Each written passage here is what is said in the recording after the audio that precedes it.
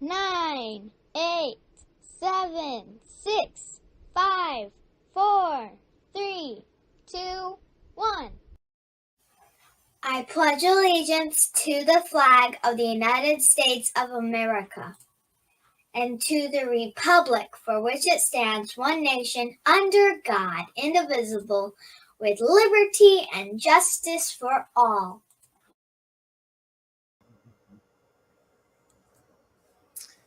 Hello, and good afternoon, everyone. I'm Constitutional Attorney Catherine Henry. Welcome to week 46 of Restore Freedom Weekly. We have quite a bit of information in store for you today, and I also brought along a special guest, my good friend 2A EDU, who looks a little bit different to those of you who might have joined us on Friday on his channel on Friday night, where he does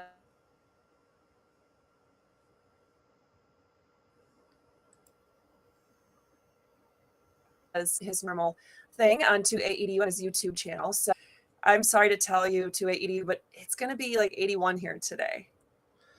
And I think it's 30 here in Michigan. Can we still be friends? Maybe for a little bit. That, and I got to reelect DeSantis, and you reelected Whitmer. So Yeah. But there is hope. There are answers. There's a whole bunch in store for you today. So the format of today is I have just some general topics and things we're going to touch on. And my good friend, 2A who obviously specializes in more of one type of discussion than others. Typically, you could probably guess which one, the Second Amendment. But he's going to jump in throughout the conversation, and we're just going to kind of keep it low key today. And basically, everything I'm sharing with you today is something that if you've been watching me, watching these videos, the hundreds of videos we've put out over the last 3 years, you've already heard this many times before. Even if you just found out about me at the beginning of this year when we started doing the actual Restore Freedom Weekly episodes, then you've already heard these concepts before. Even if you've only caught a few episodes, you've likely heard these concepts before. But hopefully this week we're going to be able to put them together in a way that maybe makes things click a little bit more for you, or puts them into some context to help you navigate what the heck do you do now. So election results are largely supposedly finalized in most jurisdictions across the United States. So now what? Well, obviously, many of us are disgusted with the results, air quotes for those of you listening later on our podcasting platforms. But most election results are declared final across the US. So now that that's a thing, is there anything that the average person can even do? Is there anything we must do? So we're going to touch on a few topics, just touching on them. We're not going to go in full detail because we've already done that in several episodes prior, but touching on state Supreme Court justices, the bad ballot proposals that passed, the good ballot proposals that failed, election irregularities. Keeping in mind, we're going to have the kid gloves on so that we don't get thrown off YouTube today, okay? Bad candidates winning, good candidates winning, and where do we go from here with it all? So it's a lot, but again, it's just going to be an overview of what we could do. Now, keep in mind, and I didn't grab the slide that I normally like to put in there recently. So Lori might have to show herself on stream if I can't remember these. Every Tuesday at or before 10 a.m., we post our True or False Tuesday question of the week. This, of course, was week 46. So the election results are final now. So there's nothing more that we can do right now, basically until the next election, true or false. Well, if you know me, that answer is probably super easy, even if you don't have all the details. But, or if you caught the 2A EDU episode from Friday night at 9:30, then you also know the answer to that. So what are some of the things we need to keep in mind as we begin this conversation about where do we go from here? Well, to AEDU, it is super hard to call you the right thing because it's a lot more syllables than what I normally call you when we talk on the phone. So at any rate, do you want to take it away with this concept here? Yeah, basically where we get our rights from and what this country's supposed to be. Is that what you're saying? Yep. Look, this country is supposed to be an experiment on self-governance, a republic if we can keep it, like Ben Franklin said. And I think the problem right now is people have kind of forgotten what their role is supposed to be in government. And there's lots of craziness and evil stuff going on right now. But we really shouldn't be surprised because evil always has, is currently, and always will prevail when good men do nothing. So I don't really know why we should be so surprised when we have all-time record heights of apathy amongst just so many people.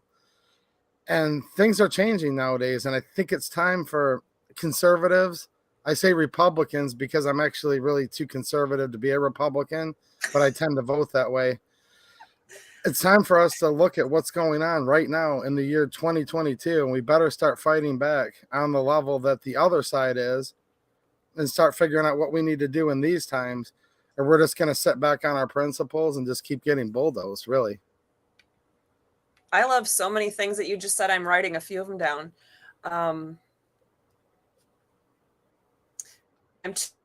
To be a Republican, that's definitely going down in my statement repository. But you touched on the apathy and the indifference, and those are things that we're going to get to throughout this. But the most basic of all things, and it's something that, let's be honest, I'm going to be honest with you guys. Well, I always am. That's why I get in trouble with some of the party line, toe the line kind of people, because I just tell the truth. I never even really thought about the fact that we get our rights from God. Well, let me back up and say my upbringing was not a biblical one. It's not one I wasn't taught about the Bible as a child. I wasn't taught about God or Jesus or the good news or anything like that. So I had to stumble my way through that and try to learn that in later years in life. And maybe I'm about a first grade student now in terms of my faith. But for most of this time, as I even started this freedom fight with you guys and this journey of doing these videos and speaking all over the state and all over the country was, I considered myself a Christian kindergartner. So I think I've now ramped up to a first grader in terms of understanding and developing my faith in Christianity. But so when I didn't have those understandings of faith in general, it was really hard to grasp then the concept of where my rights come from, and that they don't come from the government, that the Constitution isn't written in a way to say, okay, you have the right to do this and the right to do this and the right to do this, but keep in mind, you only can do what we tell you you can do. You have to get permission from us before you can do anything. But I wanted to give you guys even more resources. So where do we get that from? The state constitution, the U.S. Constitution, the Declaration of Independence, all of these parts talk about that concept. And our rights are supposed to be exercised undiminished, unrestrained, abridged, uninfringed, unviolated, undenied, undeprived, unabused, and unusurped. I did not make up all those words.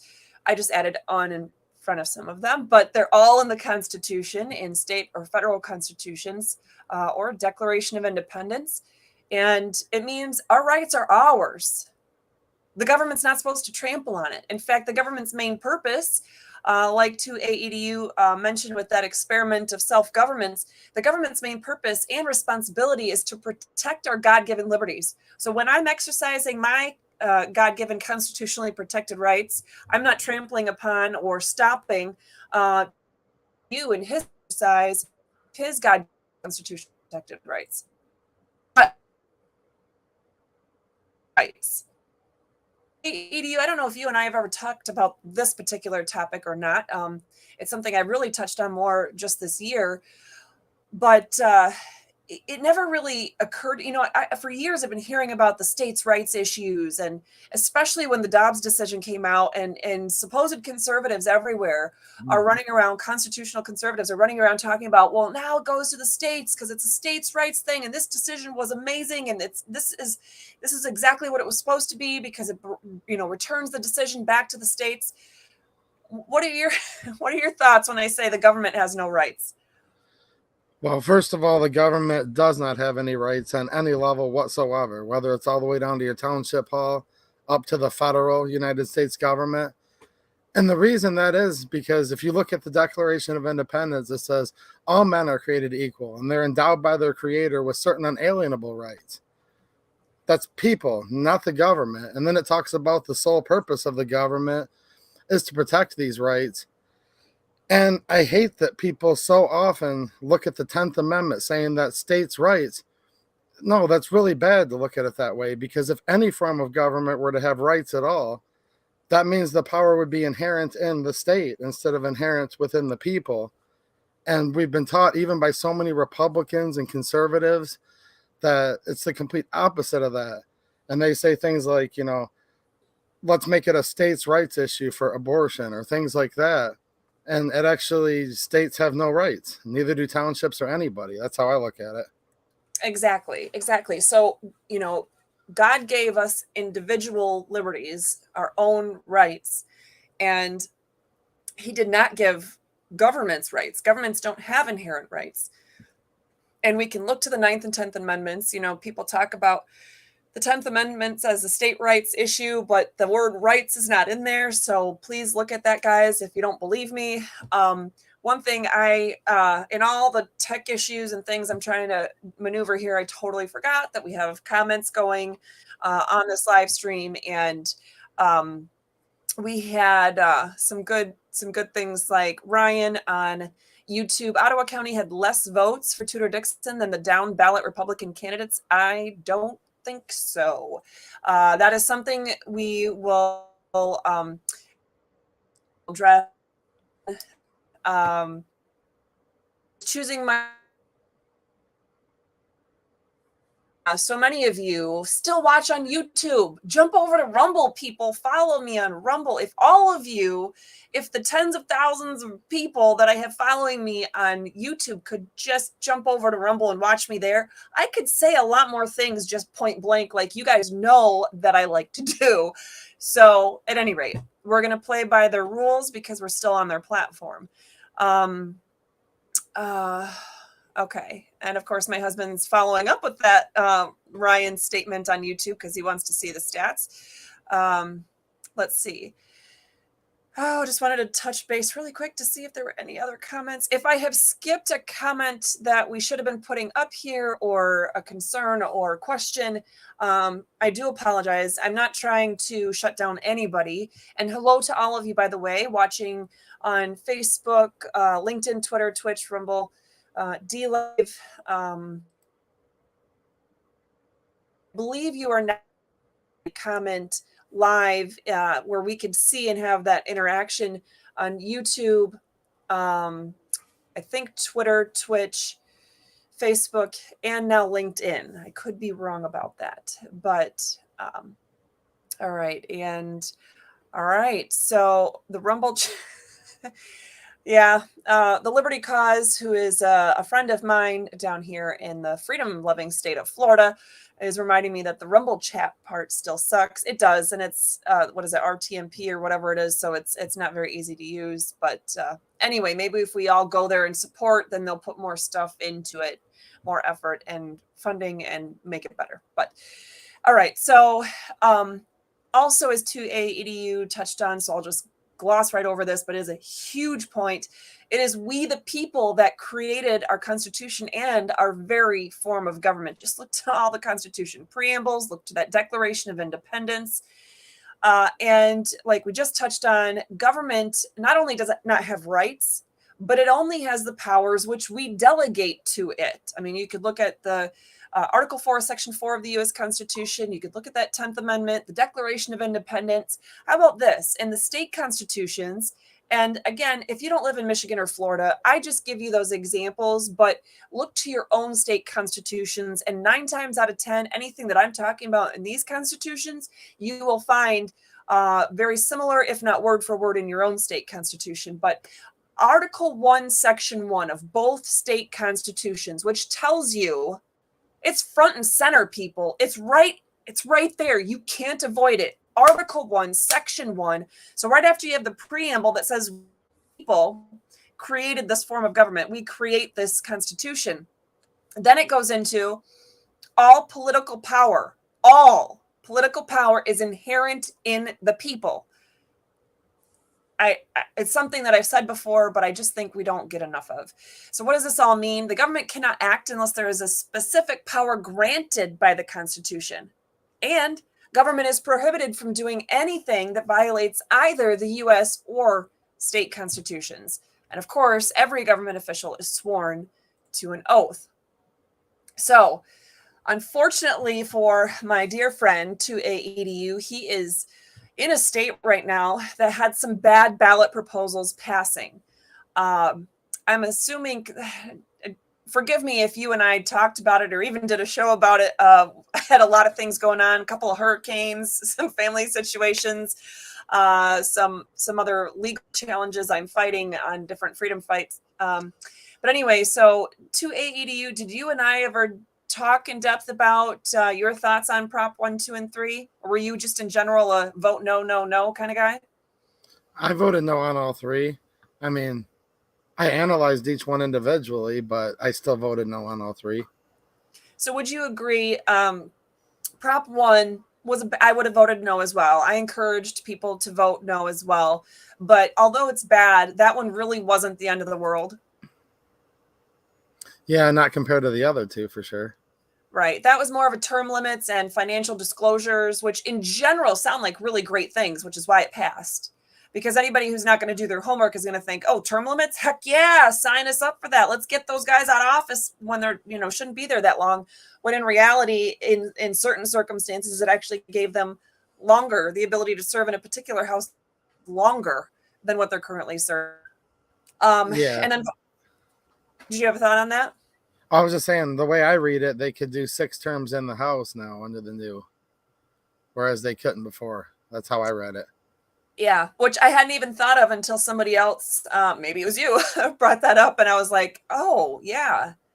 And I don't even think that was necessarily the intention. It's just honestly, the vast majority of proposals that were even put forth to try to get signatures this year to get on the ballot were just stupid. Like the people that were writing them were idiots. And I don't normally like to just run around and call a bunch of names, but have you guys not even passed the 2nd grade?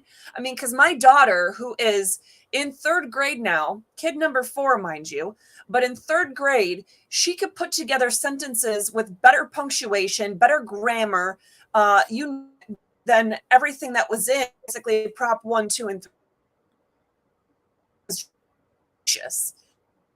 Right. Here's the thing with that, though. I don't think that was by accident.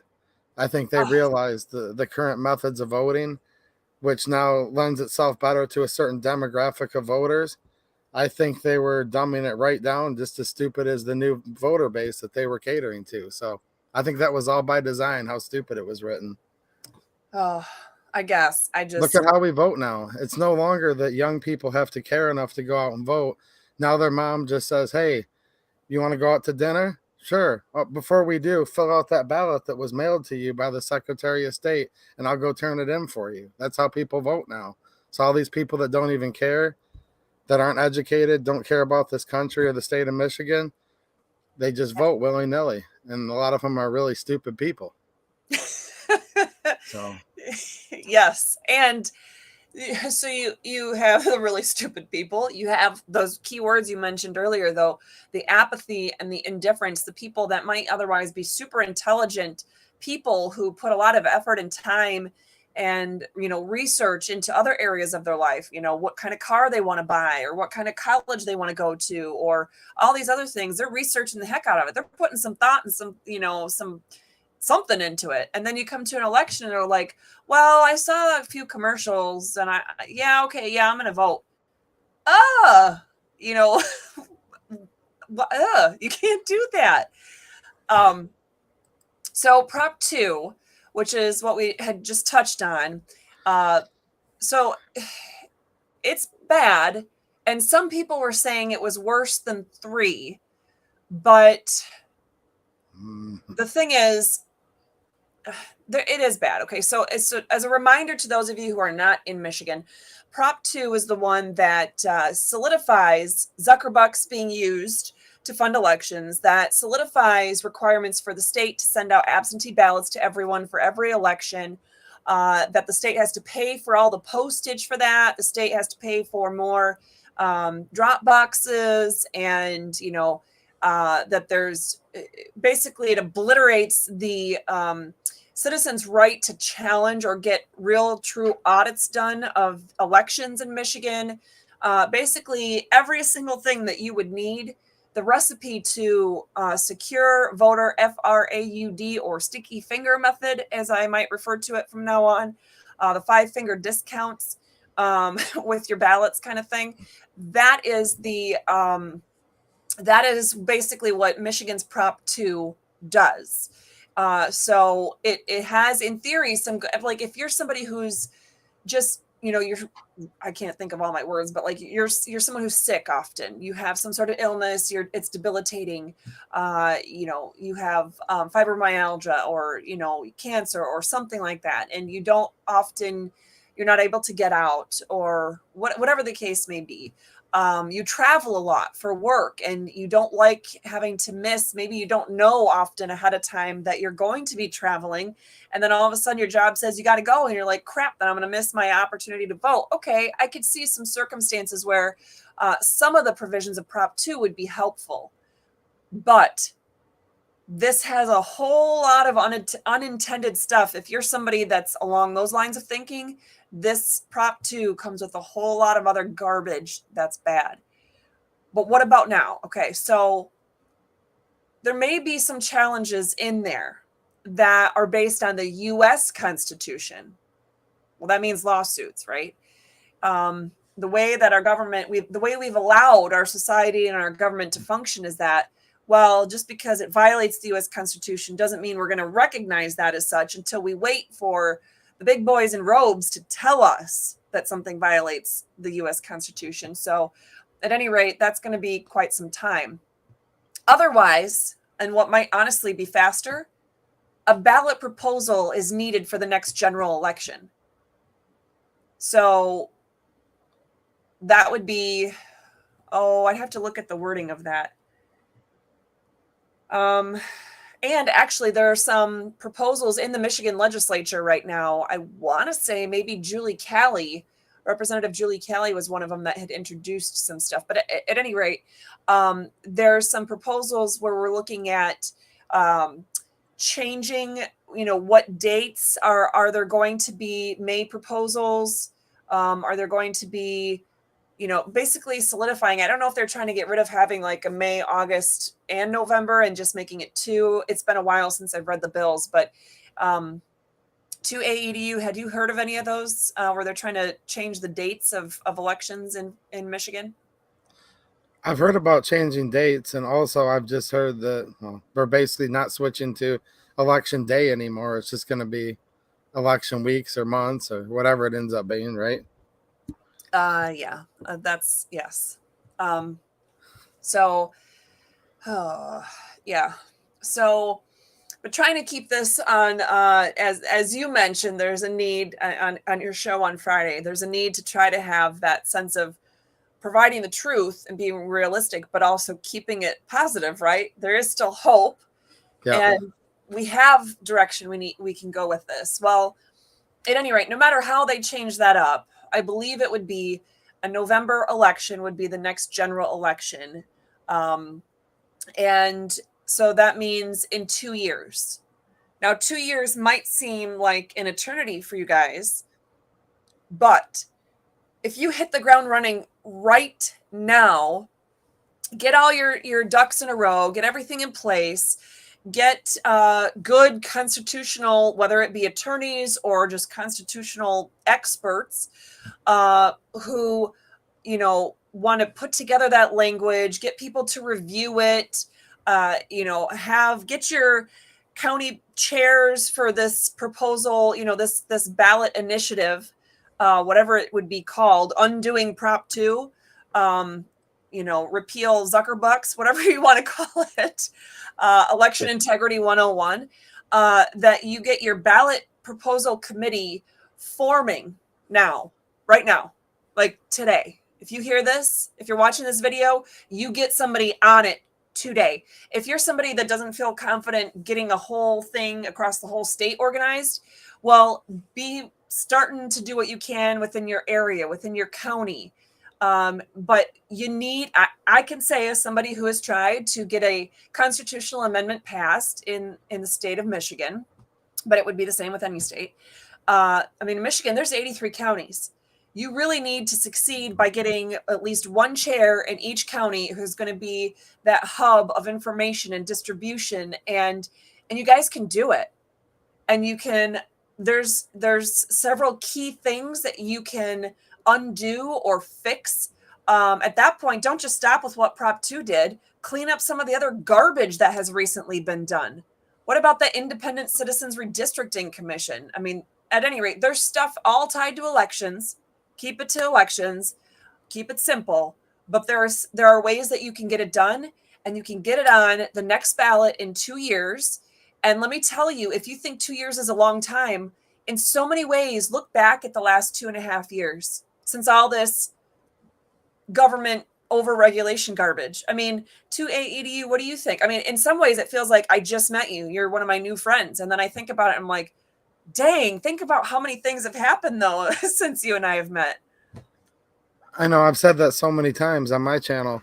It's just been about 2.5 years, but it's like, it's weird. It seems like it happened overnight, but it also seems like it took 100 years because we've seen like 100 years worth of tyranny just in the past couple of years. It's, my mind just spins even trying to think about it, to be honest. Right. But as big as that may sound, let me remind you, let's look at Ottawa County, for example. And I'm glad she got that date right, because somebody else contacted me earlier today and was saying the date is Christmas. I'm going to go, Lori must be sharing that, some of these comments, but I'm going to touch on that in just a little bit. But anyway, if you think some of these things are impossible, think about this. Think about Ottawa County. Look at my friend Joe Moss and what he pulled off with Ottawa Impact and in Ottawa County. And they flipped, let's see, what was it? There's 11 Ottawa County Commission seats, I want to say. And they flipped 9 of them, I think, if I remember correctly. Wow. And it was just everyday people.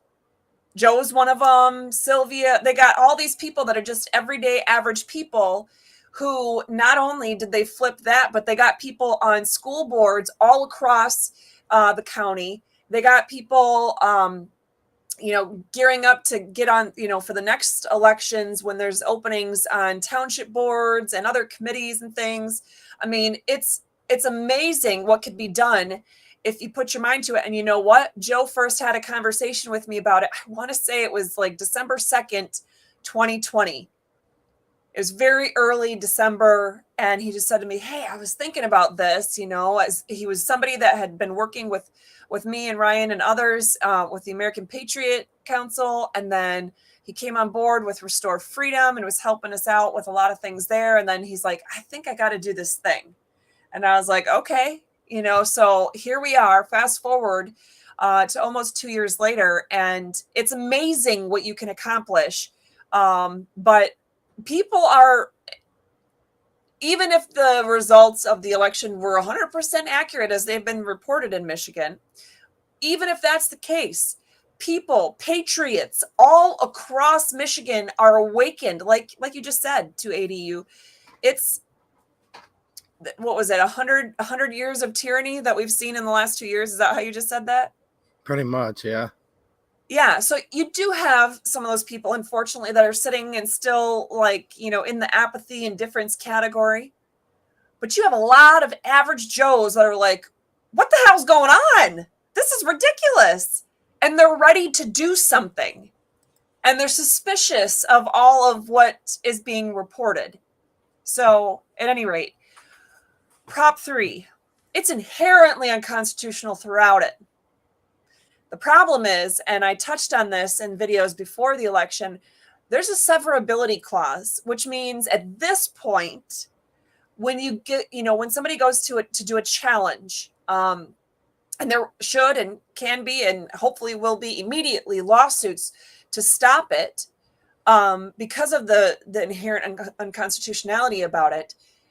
If the court, depending on how the lawsuit is crafted, if the court then says, okay, well, this one part is unconstitutional, we cut that one part out, the whole rest of it gets to stay in place because of the severability clause.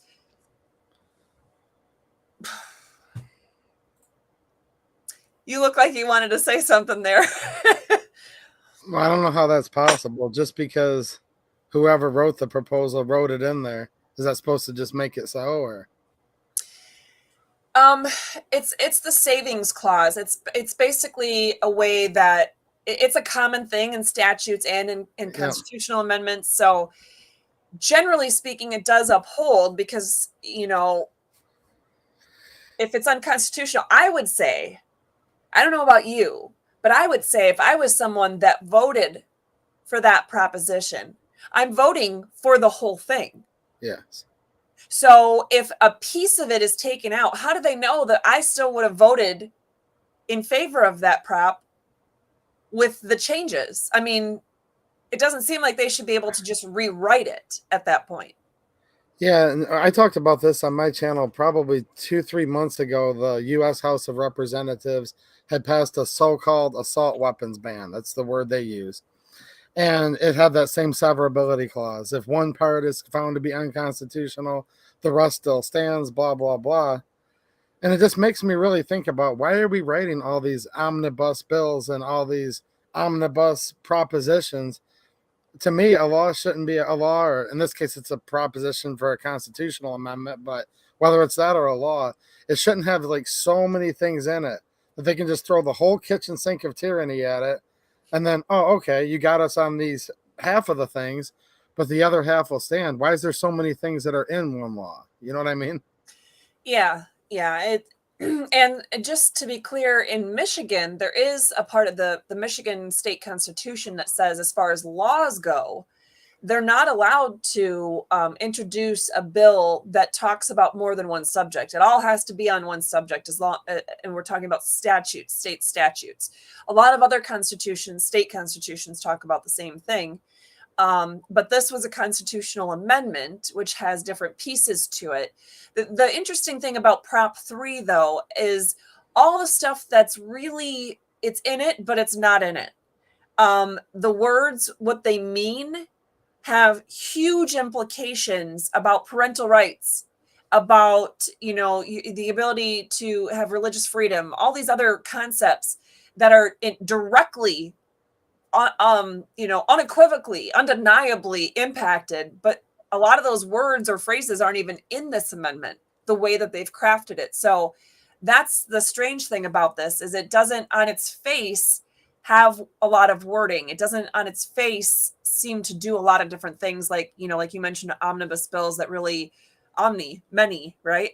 So it's just one of those things. But yeah, none of it should really be used, and they shouldn't have savings clauses, because we're voting for what it is, not what a court later makes it to be. Yes. So since we talked about back here, especially with Prop 2, I mean, you could do this with all the props, but especially with Prop 2, with that ballot proposal needed right now to get started for the next general election. What are the rights of citizens for different specific types of petitioning in the Michigan Constitution? And again, if you live in another state, this kind of stuff, if you had a bad ballot proposal that passed, or a good one that didn't, that should have, you need to look to your state constitution to see. That's where you would find what your rights are as far as a citizen to get, a proposal passed. Well, in Michigan, you have the right of the people to do a recall under Article 2, Section 8, Article 2, section, and for those of you guys are a little bit new to the videos and things that I do, on Thursday, I will share with you the Constitution segment recap video, and in the description of that video will be by and large the same slides that you're seeing here. So you don't have to try to, write all these provisions down if you want to be able to look at this slideshow later and all that. We're just going to breeze through some of this, but you'll have it available at your fingertips later. And like I said, all of these slides in one way or another have already been shared with you in prior videos as well. Anyway, so Article 2, Section 9, that's for initiative petitions and referendum petitions, like the unlock petition, etc.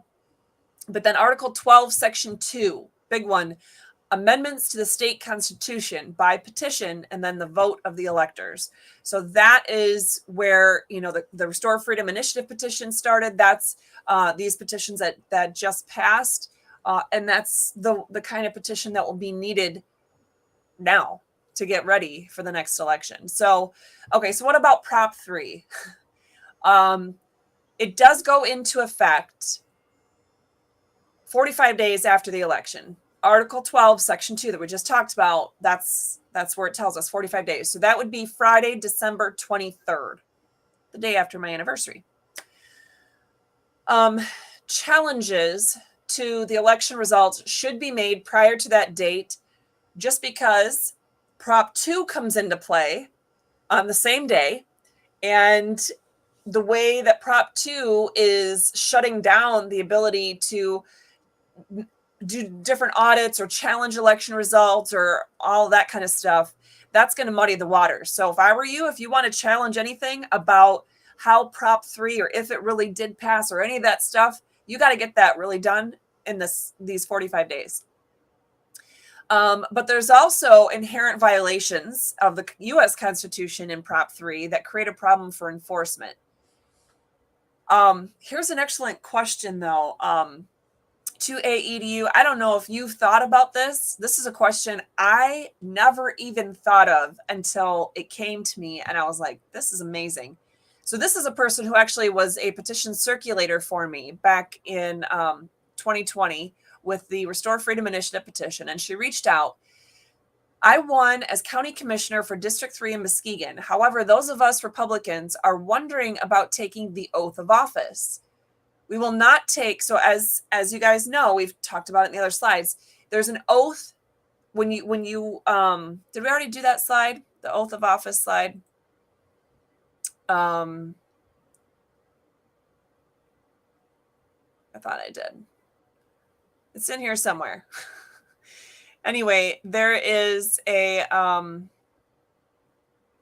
I have so many. I lost it. Okay. Anyway, there's, when you serve in government, the U.S. Constitution, state constitutions, and state law in every state require you to take an oath of office. And sometimes it's written differently depending on whatever office you're about to take. But anyway, so she's talking about that oath of office to defend the U.S. and Michigan constitutions. She says, we will not take an oath to kill babies. And this is in the context of Prop 3.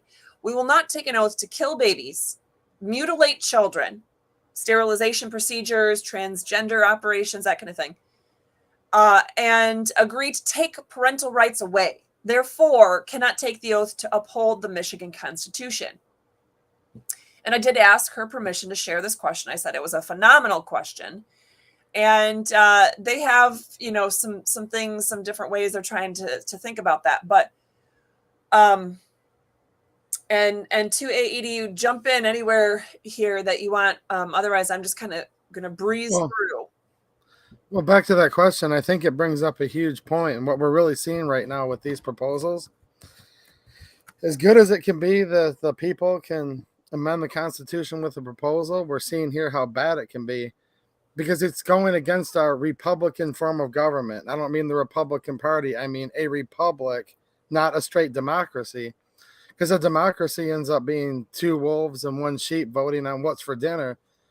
And what we're seeing here is a tyranny of the majority, where the majority of the people just voted up or down, yay or nay on something that would affect the whole state, where normally laws, especially the law of the land, is supposed to be put in by we the people in a representative form of government, where a small little town in Michigan can still have a say instead of just having Detroit, Michigan stomp out 99% of all of the small towns and villages in the state.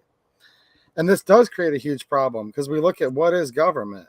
Well, our rights are endowed by our Creator, and among these are life, liberty, and the pursuit of happiness. The right to life is the first thing that Thomas Jefferson mentioned when he wrote the Declaration of Independence.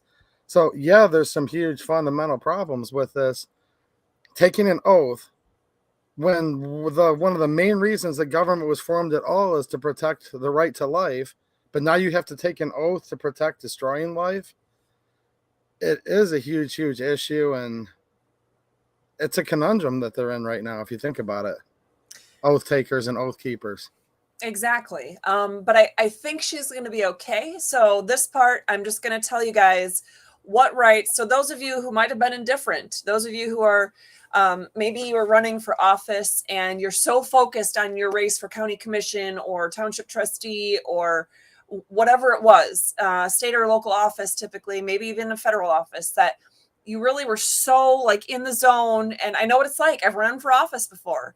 But you're going to meeting after meeting and you're, doing donation fundraisers and you're taking calls and answering emails, and it's a night and day 24/7 type of thing the whole time you're running for office. So sometimes you don't really take a breath to see what else is going on around in the world, right? And you don't know what some of those big concepts are. So what, first of all, are the rights? If government's job is to, protect our rights, to secure our God-given liberties, whose rights are even involved when you're talking about the concept of an abortion? And again, this is just abortion. Prop 3 is so much more than that. But even just on the concept of abortion, well, you have rights of the mother. We talk about that all the time, right? What about the rights of the child? What about the right of the state in terms of society in general? What about rights of the father? So rights involved, you have the health and life of both mother and child. You have privacy issues that they're claiming that abortion is a privacy right for mothers. Due process. Well, mother, child, father, you cannot be denied the right to life, liberty, or property without due process of law. What due process is going to be given to the children and to the fathers, and quite frankly, even to mothers, depending on the situation, with this Prop 3 and how it's worded? Equal protection of the law, equal protection. How are children protected under Prop 3?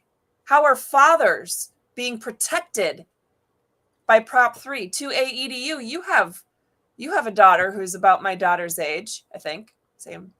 Yeah. Yeah. And we have 3 daughters and 1 son. My husband would be, well, hopefully he'll come. I tried to get him to actually come on the show, but it's like pulling teeth. Actually, I think he'd rather go to the dentist and have his teeth pulled. But anyway, maybe he'll jump on the comments on YouTube or Facebook. But anyway, so what are the rights? This is just a little bit more specifics on some of those rights we just talked about. You also have the unenumerated rights. Those rights given to us by God. That's U.S. Constitution, the 9th Amendment, Michigan Constitution, Article 1, Section 23. There's also a provision, I want to say it's Article 1, Section 2 in the Florida State Constitution, although this is talking about Michigan's Prop 3 that just passed. But we just talked about that right to due process, right to equal protection. What about cruel and unusual punishments? Our Constitution, state and federal, guarantees the right against cruel and unusual punishments inflicted. And even in the state constitution, no law shall be enacted providing for the penalty of death. If you're alive and then your mom gets to go and terminate your life, I'm pretty sure that qualifies as the penalty of death. I don't know. What are your thoughts? It sounds like they're protecting criminals' right to life more than innocent unborn babies' right to life is what that means.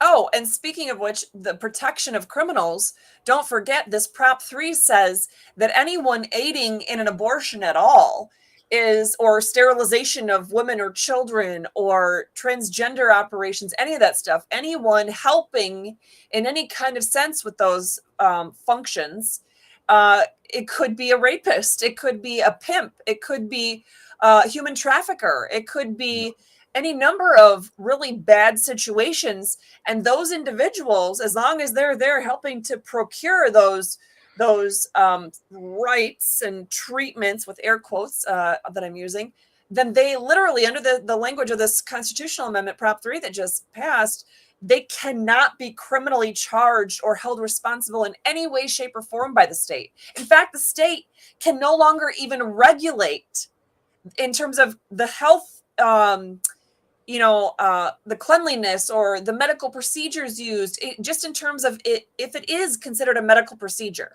if it is considered healthcare, then under this Prop 3, realize that this form of healthcare is now no longer able to be regulated by the state whatsoever, although literally every other aspect of healthcare is regulated in the state of Michigan. Yeah, this actually is a big blow to women's rights to use a woman's right to her body. Well, hold on a minute, because that is the argument that they use so often. This is actually a lose-lose. All of the right to life people should be ticked off right now. And all of the people that keep on saying the same thing, a woman has a right to her body, they should be equally ticked off, because this says they could mutilate, permanently deform, even in some cases kill a woman with complete immunity. So the other side should be almost more mad than we are if they truly actually read what this would allow to happen to just women, I mean, and children and all kinds of different things that could go on here, right? Yeah. Oh, yeah. It's, yeah. One of the How stupid are people? Both sides should be equally mad at this. You know what I'm saying? Absolutely. People just must be really dumb and not know how to read anymore. Anyways. Yes, people, or they have the apathy and the indifference, and they say, I'm not going to read the whole petition. I'm just going to read the summary, or I'm going to read what the commercial tells me about the summary. That's even worse, and that happens more and more.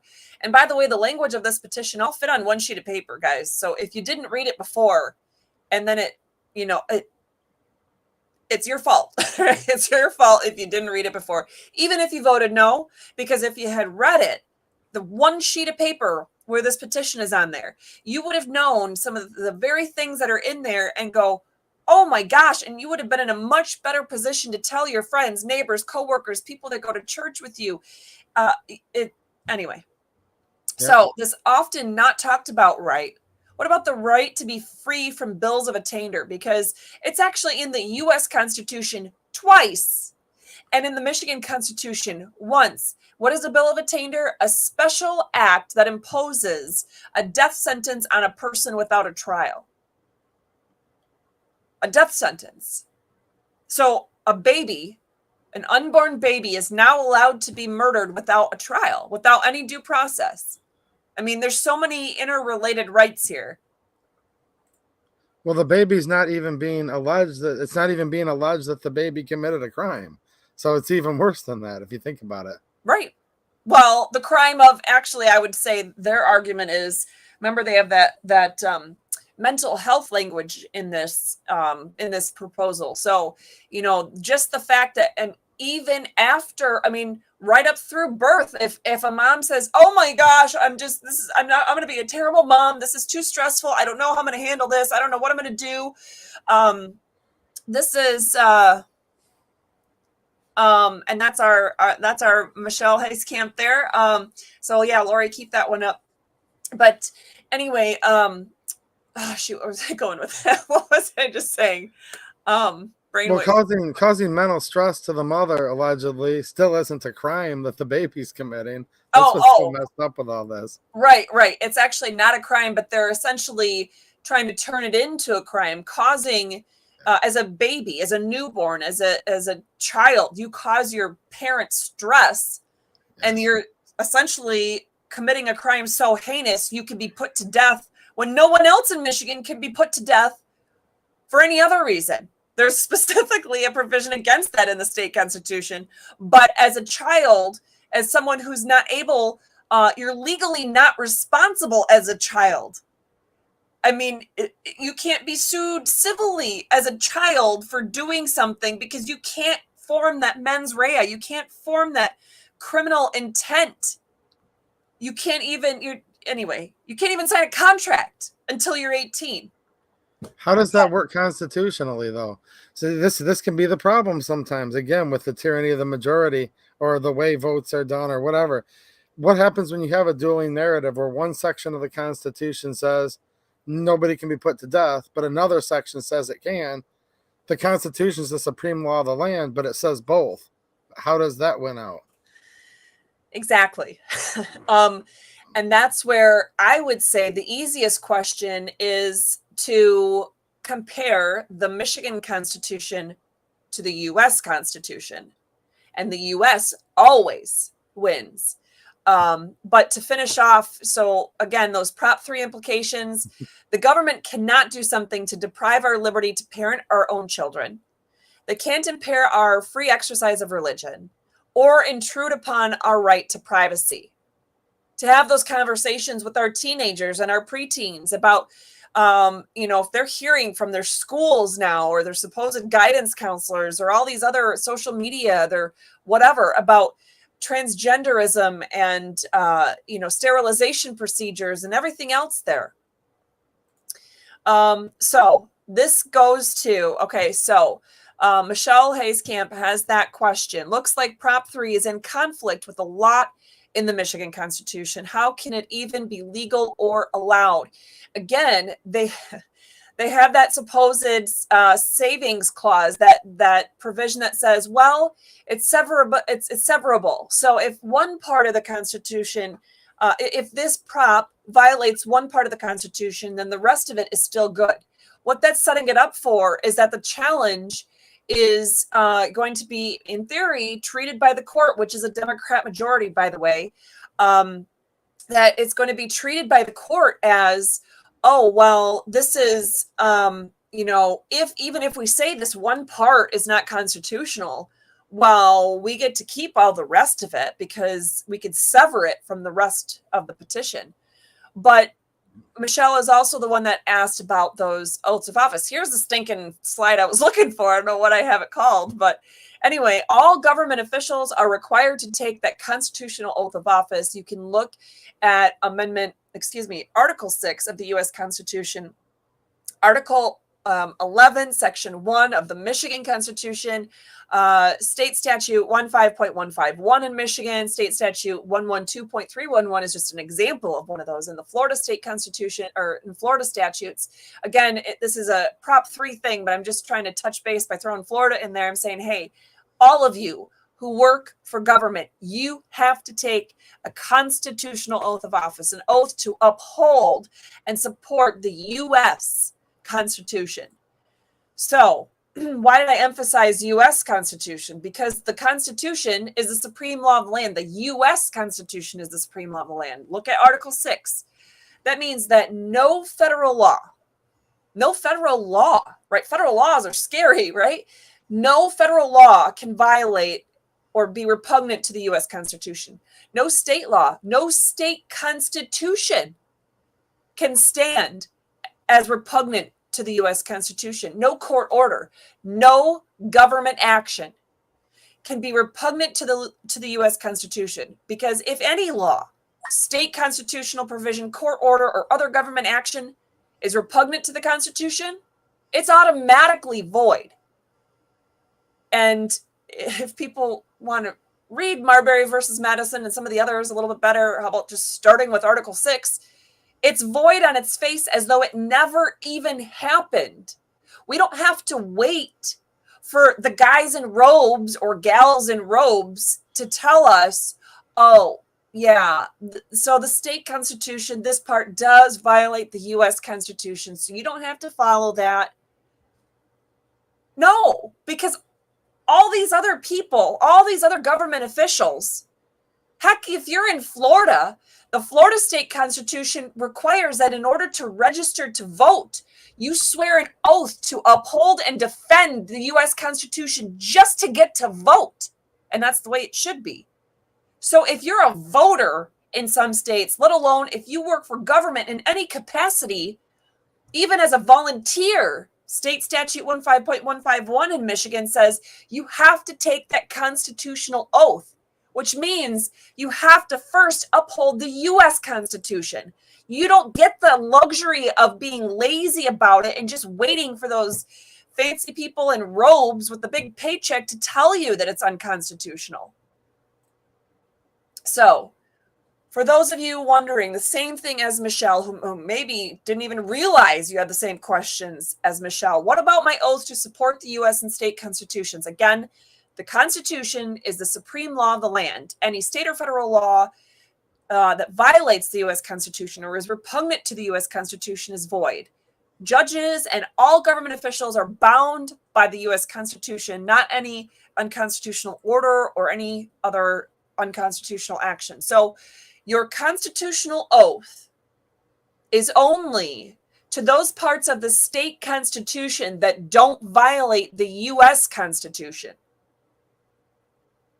I don't know, 2AE, you tell me, sometimes I get all this, it's like so obvious in my head. I'm not sure that I'm saying it very clearly out loud. Does that kind of clarify for people how that would work?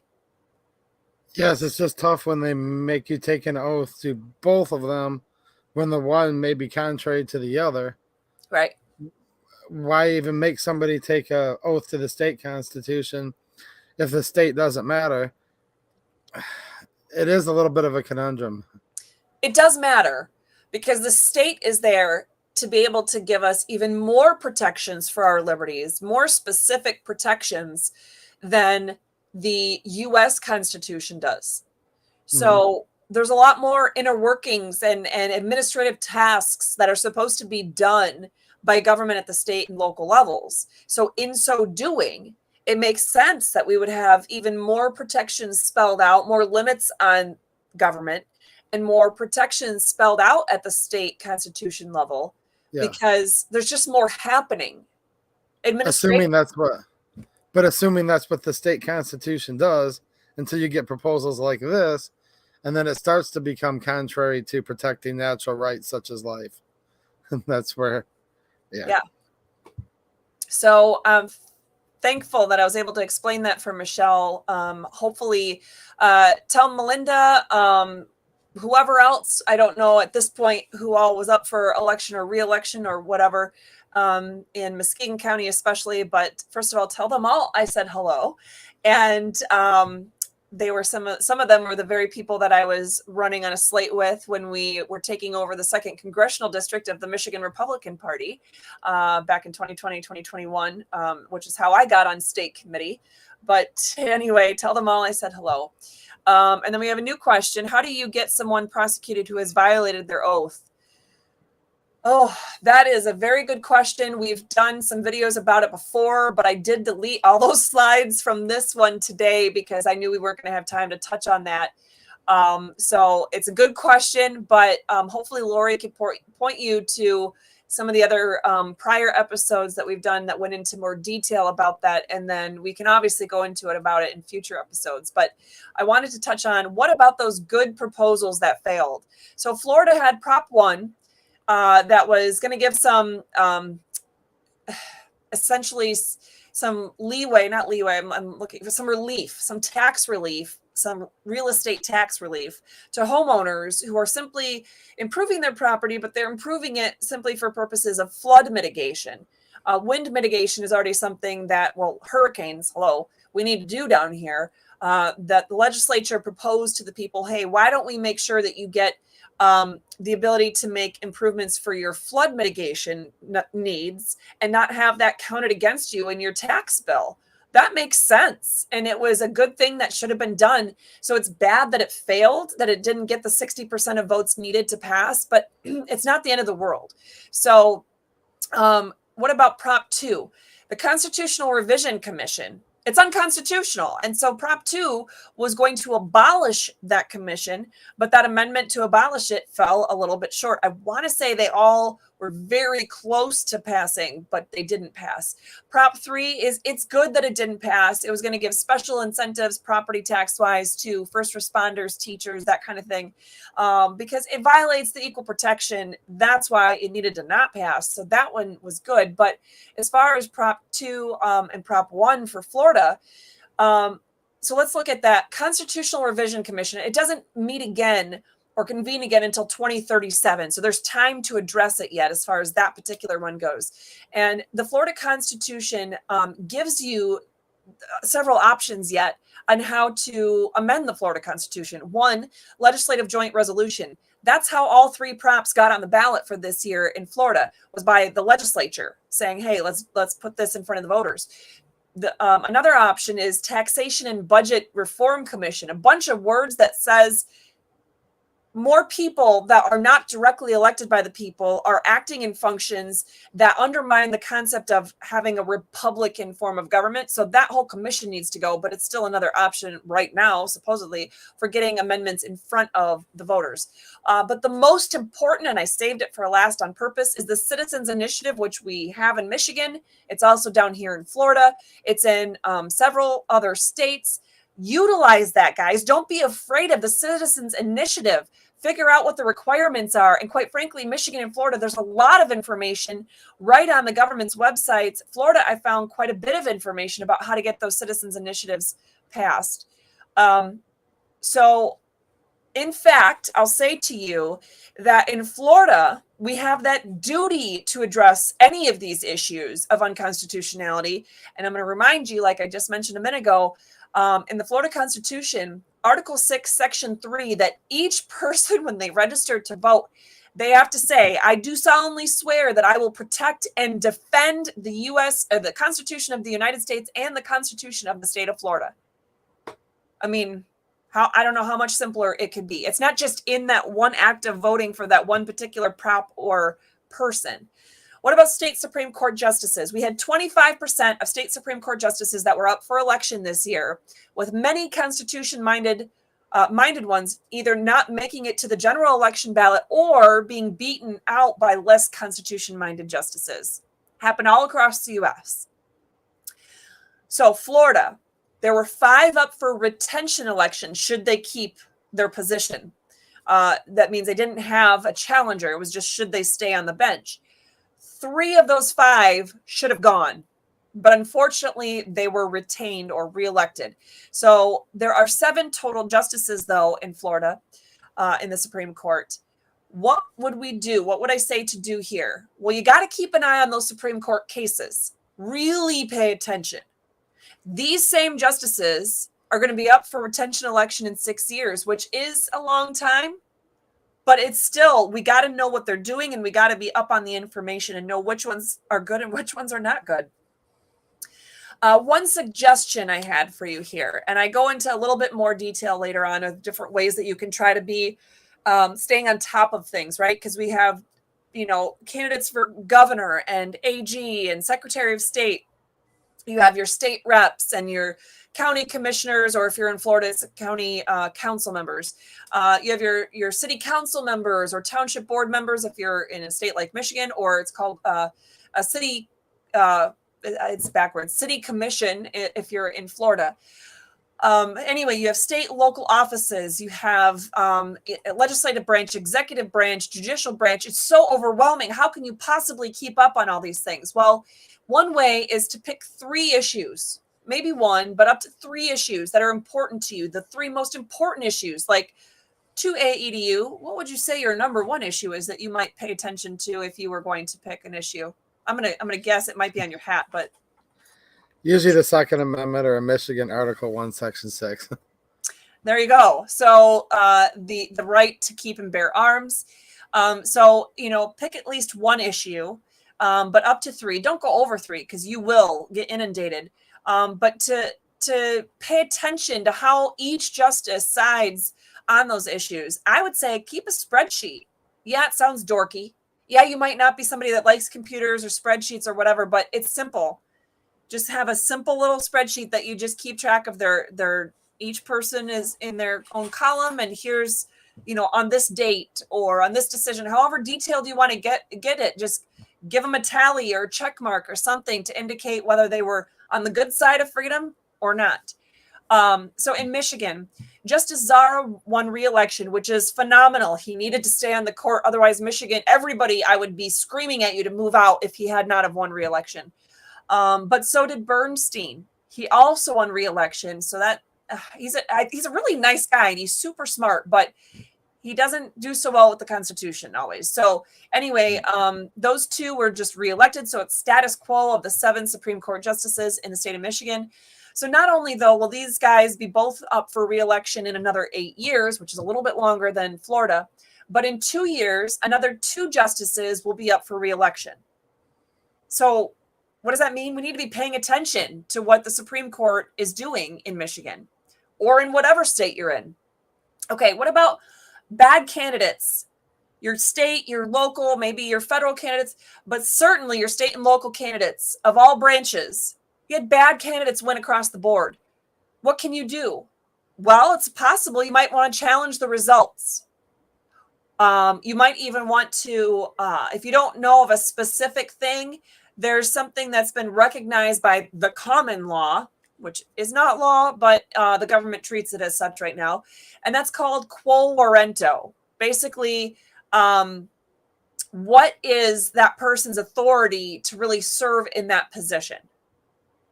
That's something that's a tool that you can utilize. And no, not all attorneys.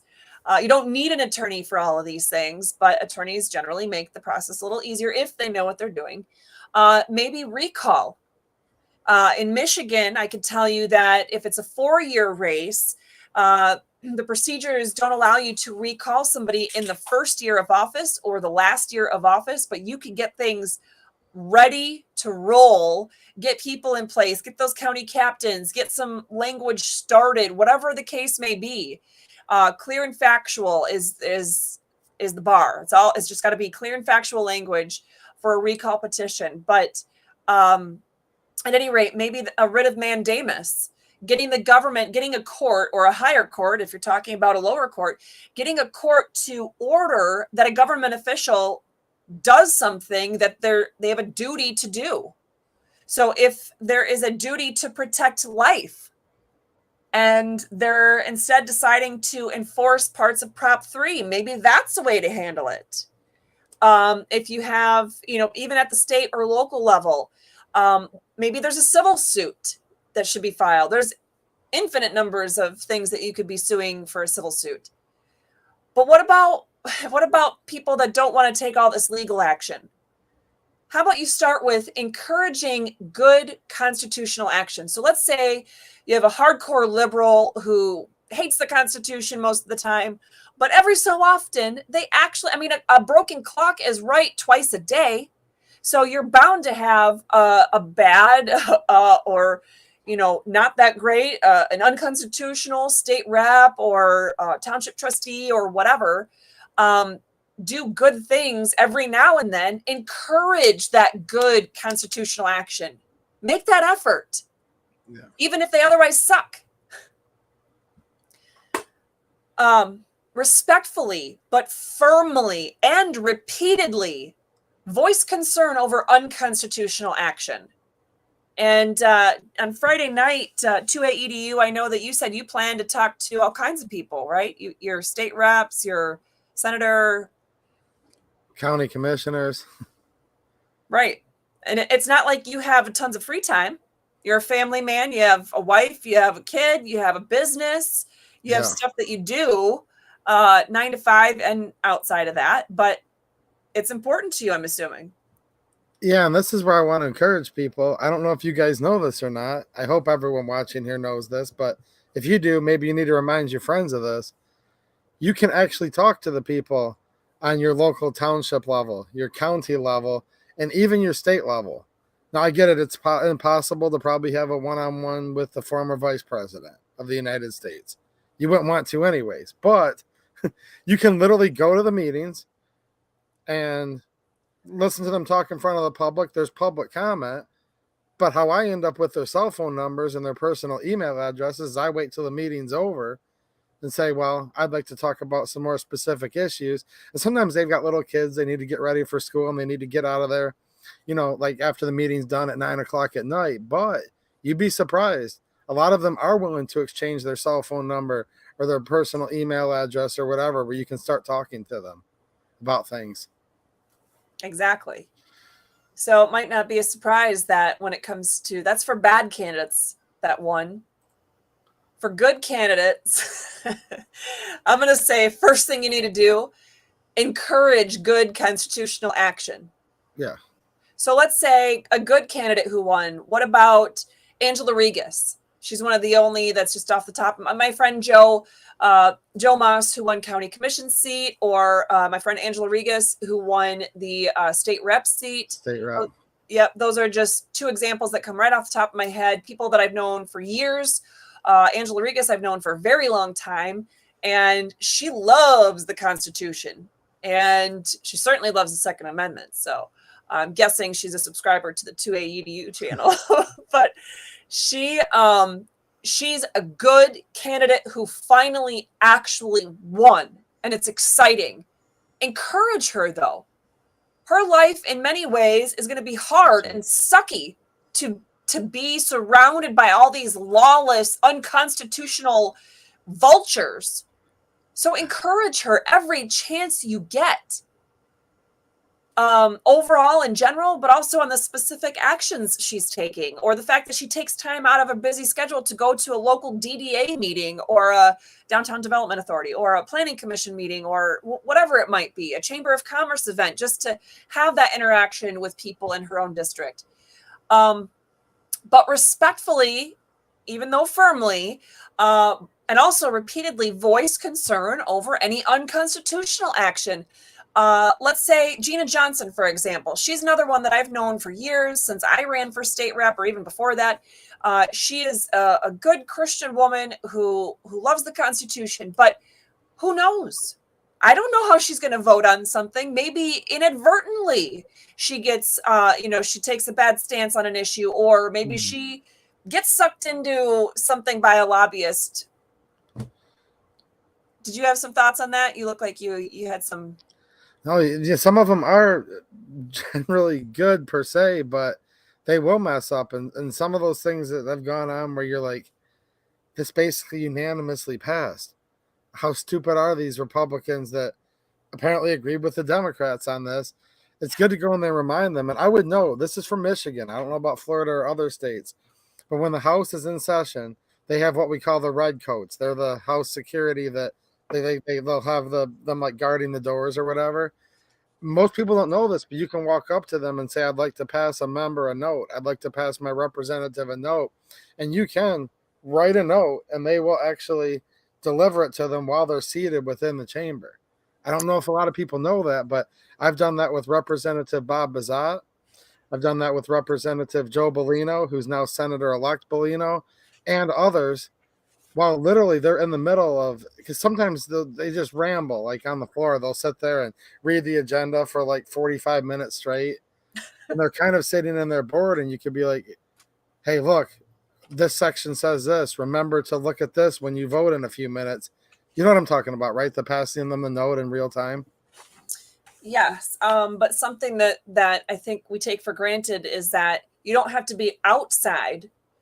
When the legislature is in session, you don't have to be outside and simply passing them notes, because Article 4, Section 20 of the Michigan State Constitution says open meetings.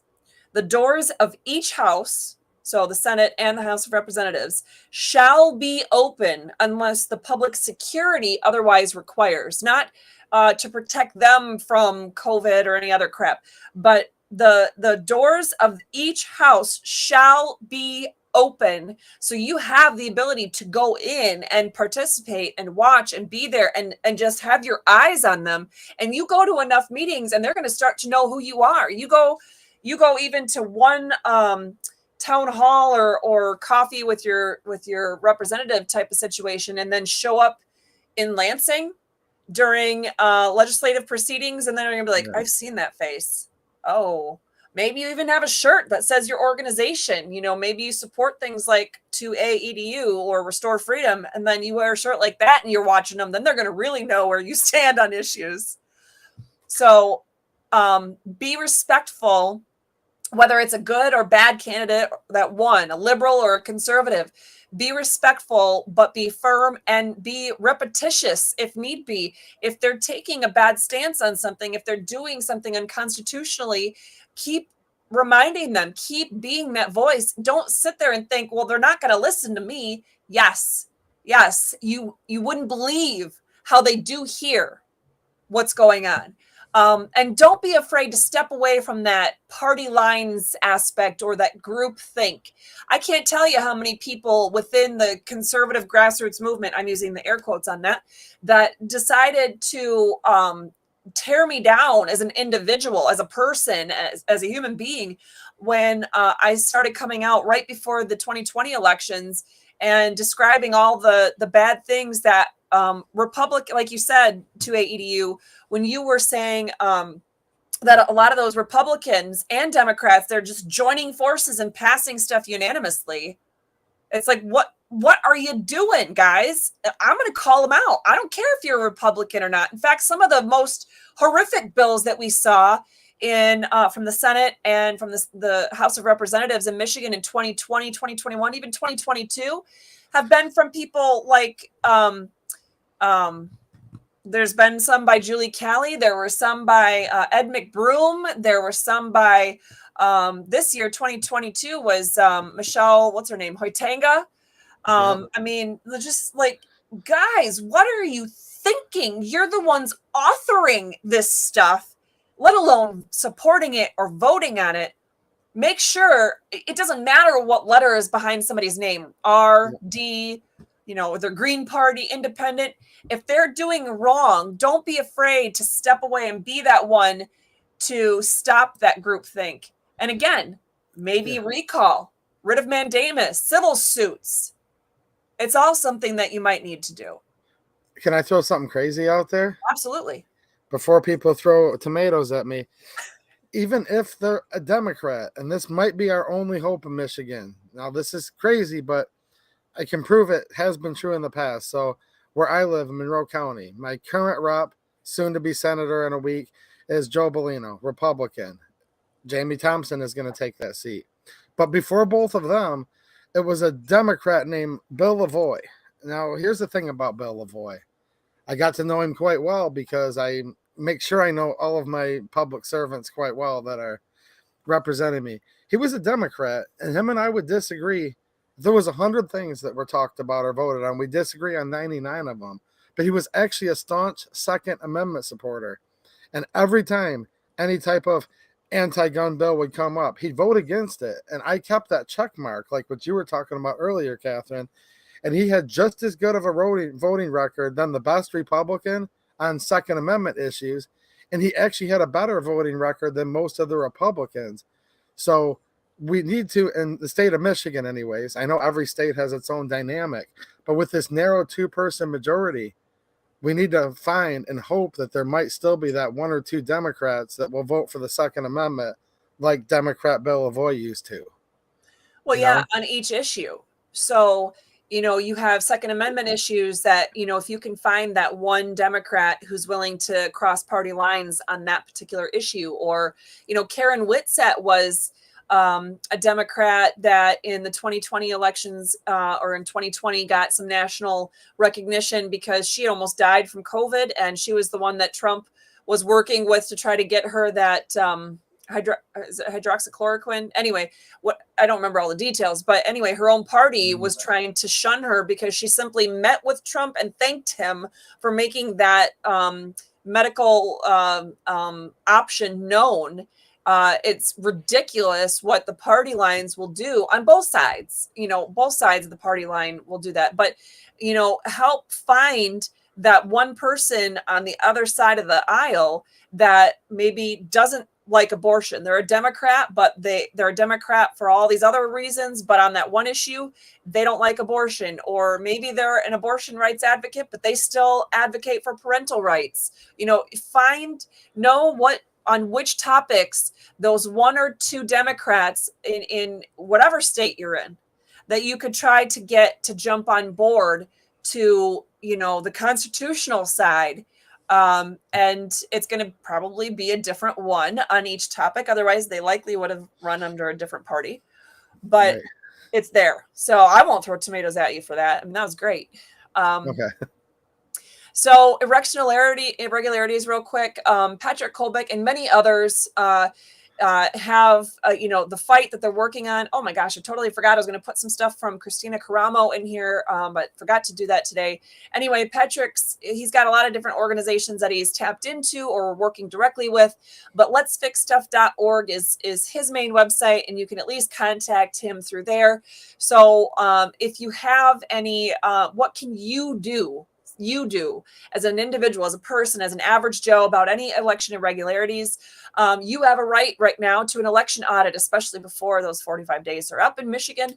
What about that quo warranto that we were talking about? What about reporting? If you, in any state you're in, if you have evidence of any kind of election issues, report that to your local sheriff, even if you don't think they're going to do anything about it.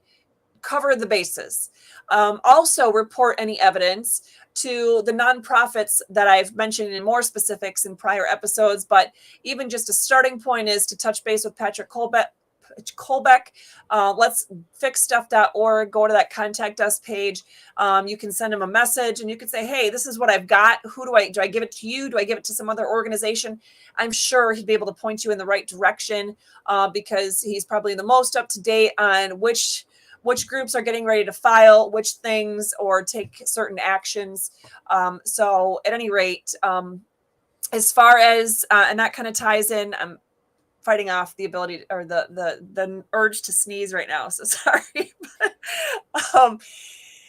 Anyway, Terry, it looks like on Facebook is asking, is it legal for a county to put ballots through the election tabulator twice?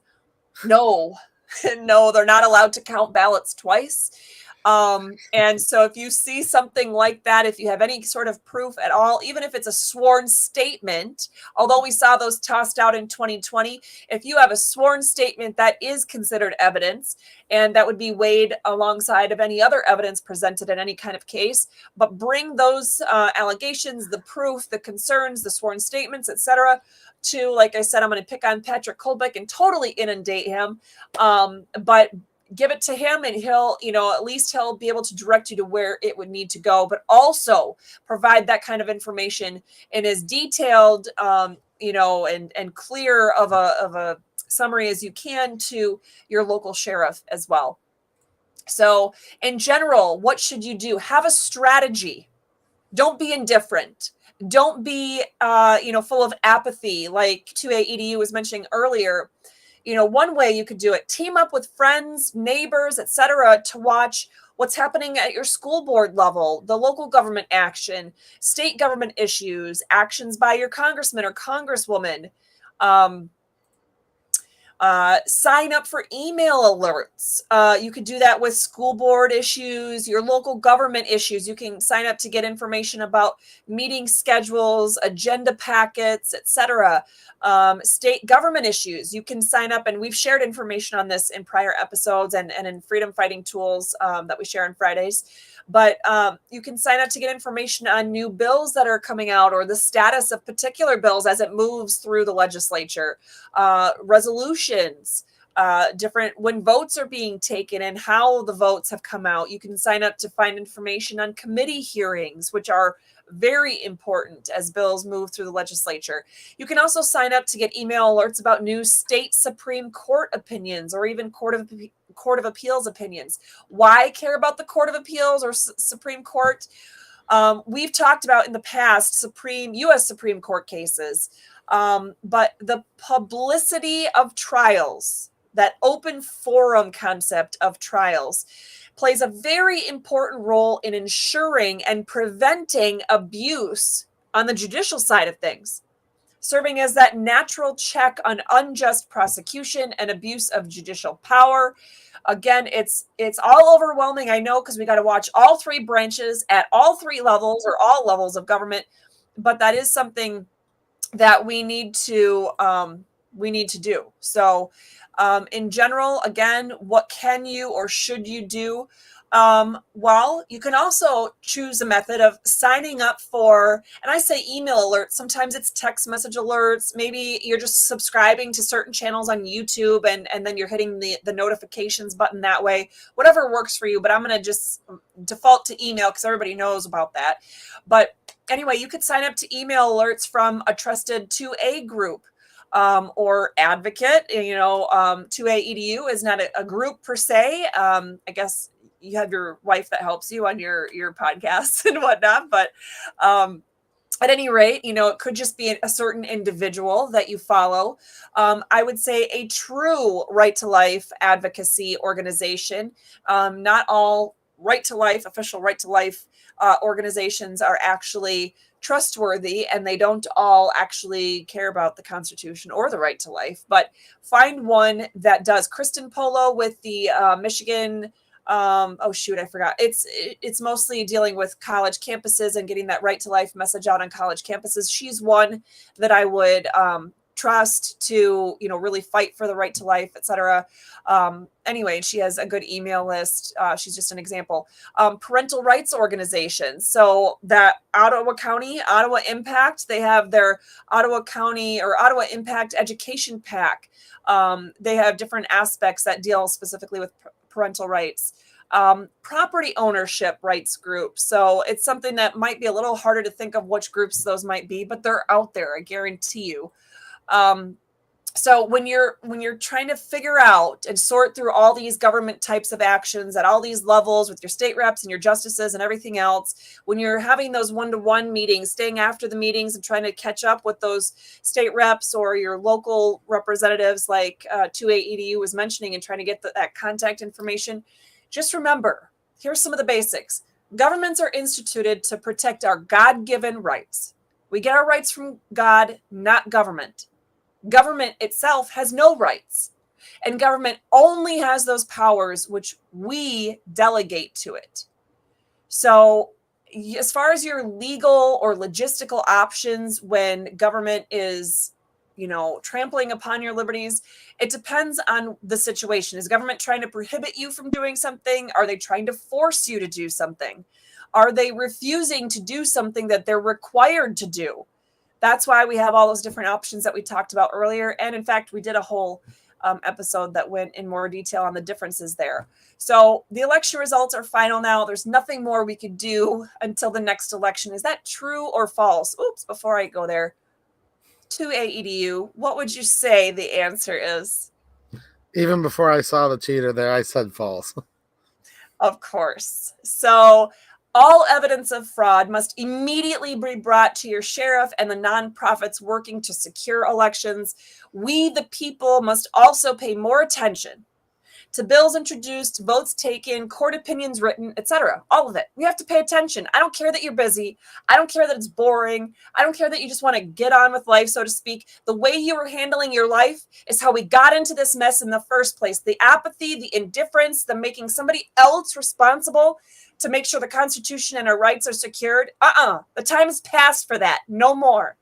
We have to pay more attention to what our government officials do, and not just in the weeks leading up to the next election.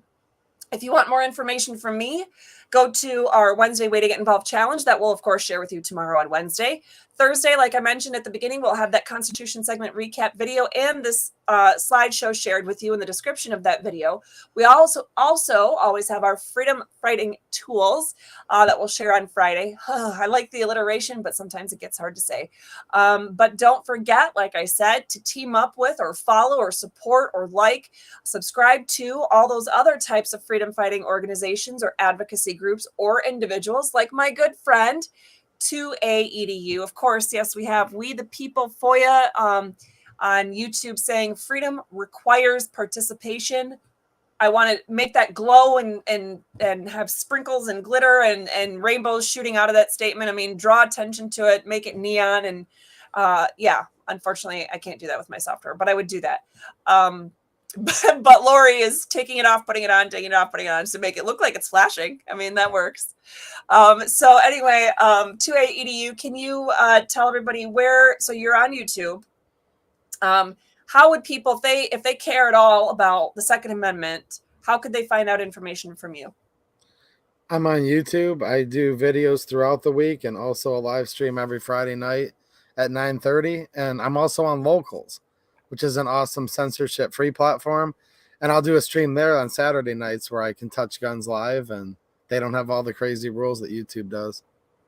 So you stream just to YouTube and Locals then? Yeah, pretty much right now. I'm looking at Rumble, but I had like physical, logistical issues. I like Rumble because they're actually part of Locals. They've joined together. I just literally like physically had problems with my setup or whatever with Rumble. I don't know. The chat was giving me issues and stuff like that, but I'm working on that. Yeah. Yeah. And it won't work with StreamYard or Melon. It doesn't pull in because of how the connection is, but hopefully if enough people go over there, they'll get enough of that tech infrastructure built up that it'll work. Just this week, just yesterday, I think it was announced that through different software like Melon or StreamYard or whatever, the multi-streaming that LinkedIn now has the ability to have chat pull. So if people are commenting on LinkedIn, we could see it right here, just like we would see with YouTube and Facebook. It used to just be those two that we could see, but now we could see Twitter, Twitch, LinkedIn. So hopefully Rumble would be next on there, because I can't see Rumble myself. So usually, yes, and I do like Rumble though. For all the people watching on Rumble, it's nothing philosophical against them. I love them to death there. They just have back end logistical issues right now that make it hard. Yeah. So, all right. Well, any last thoughts you want to share with people on this great topic of what the heck do we do now? Where do we go from here? Well, if people I'm sorry. No, that's okay. I'm going to jump in real quick. There was a question that didn't pull through the chat that Curtis on Facebook asked, and so we're backpedaling a little bit to the beginning of the show. Then how did the verbiage of Prop 3 even get accepted if it violates the U.S. Constitution? Okay, I think we lightly touched on it. Yeah. Yeah, we could retouch on that in a minute, but I know that 2A-EDU has to head out, so I just wanted to give them a chance to. Well, great. She's going to have to come back in because I'm not going to remember exactly what the question was. But anyway, so 2A-EDU, what were you sharing as last thoughts? There's people in the chat asking me the name of my channel. It's 2A space EDU. And Lori just put a link up there. Thanks, Lori. No, I mean, if we're all complaining that all these people that we don't know who they are passing these laws and doing all this crazy stuff and making it where people vote in certain ways, well, we have some blame for that, actually. If we want this to be a country of the people, by the people, and for the people, then we actually have to do something. And I know all of you guys are doing something, or you wouldn't be hanging out on Catherine's channel, but just remind your friends of all that. Say, this is crazy, but it doesn't have to be that way. And you matter, and your children matter, and your liberty matters. And just kind of give people the encouragement and let them know that they're worth it and that they do have a voice, but they actually have to open their mouth and speak it or type it or whatever they're doing. So that's my encouragement. Exactly. Well, thank you so much for coming on today to talk about it. It's always good to have a different perspective and somebody who's been in the freedom fight. You're not a newbie to it. In fact, you've been in the freedom fight a lot longer than Tudor Dixon has. But anyway, sorry, can't help myself sometimes. But I do appreciate you having me on, and I want to encourage those of you or have me. Whatever. I can't even. Well, we've done both in the last 3 days. So we've done both. So I appreciate you having me on your channel. And I love that you were able to come on to our channel. And so we look forward to hopefully having anybody that was listening to this who hasn't had that rock solid. I mean, because NRA is good, but they're not phenomenal in terms of knowing what's happening. If you're looking for what's going on in federal and state issues, especially, Michigan state issues, but federal issues, and you love the Second Amendment, please do hit that like and subscribe, notifications button, all that fun stuff on the 2A-EDU channel on YouTube, because there's a lot of good information. I'm not the biggest fan of Locals. I was hoping it was going to do something, but I think it's complicated, and we weren't getting as much traffic on there as, unfortunately, still growing on Facebook and YouTube, and couldn't grow on those kind of platforms for some reason. But Truth Social and Telegram and all that other fun stuff we're still on. So Yay.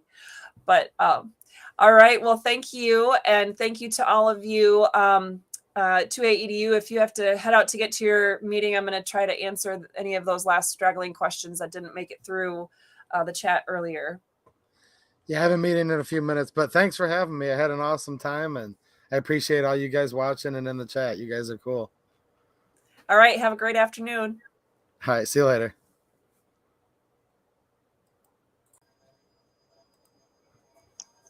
All right. I brought you back. Brought you back, Lori. Okay. So what was that question again? So his wording was, then how did the verbiage of Prop 3 even get accepted if it violates the U.S. Constitution? Because the justices are tunnel visioned, and this is not respectful, but they were being stupid. They were being partisan and just freaking stupid. So what do I mean by that? It was obviously brought to the Michigan Supreme Court. There were challenges to it, etc. But the language, so basically what the Board of Canvassers is supposed to do in Michigan, technically by state law, it doesn't tell them that they have to make sure that it passes constitutional muster in order to move it on. It doesn't tell them that. So the justices have said, oh, well, then they don't get to make those determinations. They don't get to do anything like that. So it has to, it's one of those moves in Monopoly where they just get to pass, go, or jail, or whatever those moves are, cheat. Okay.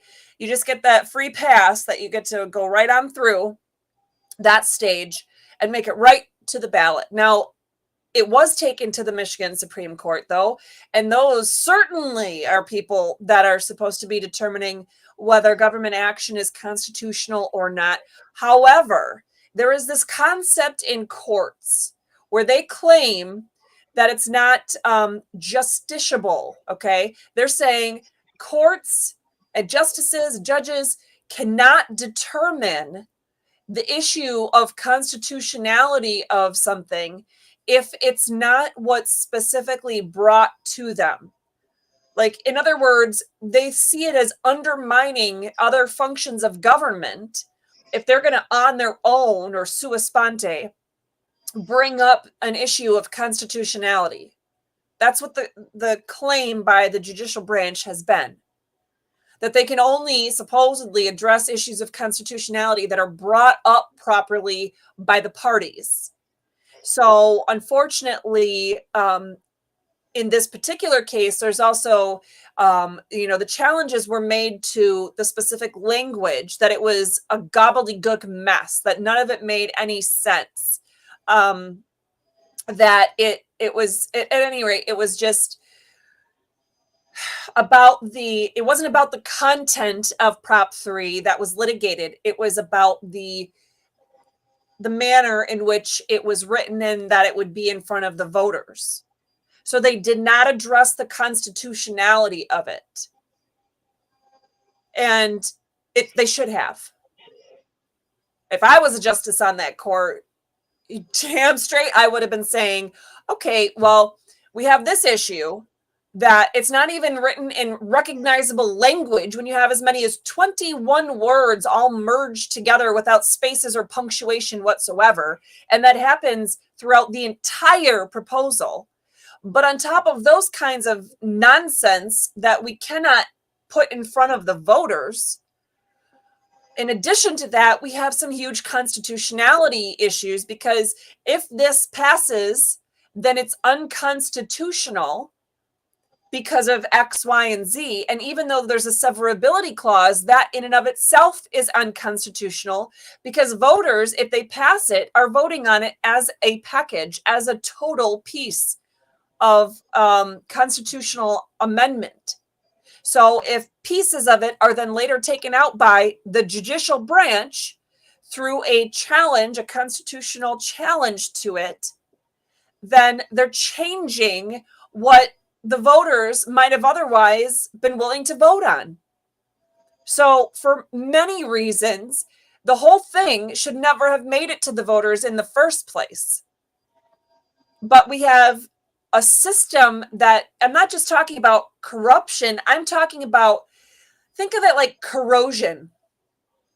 There's outright intentional corruption being done, but then there's corrosion, where you have people that are in government that are allowing the system decade after decade after decade to get more and more full of this corrosion, where each and every aspect, each and every little piece, there's more administrative rules and procedures you have to follow. There's more ways that the people are separated and disenfranchised and taken out of government and having access to the government and each of those government officials.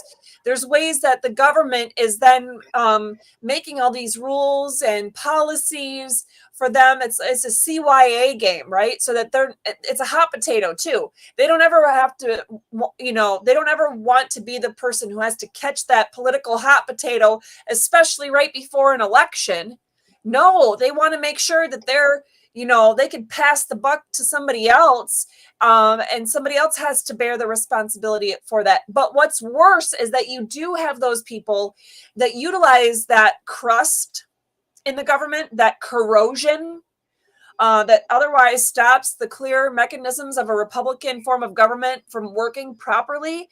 They utilize that corrosion and the way we've allowed those different layers and things to exist to serve, if they recognize, well, okay, this might not be constitutional in this sense, but it serves my purposes. It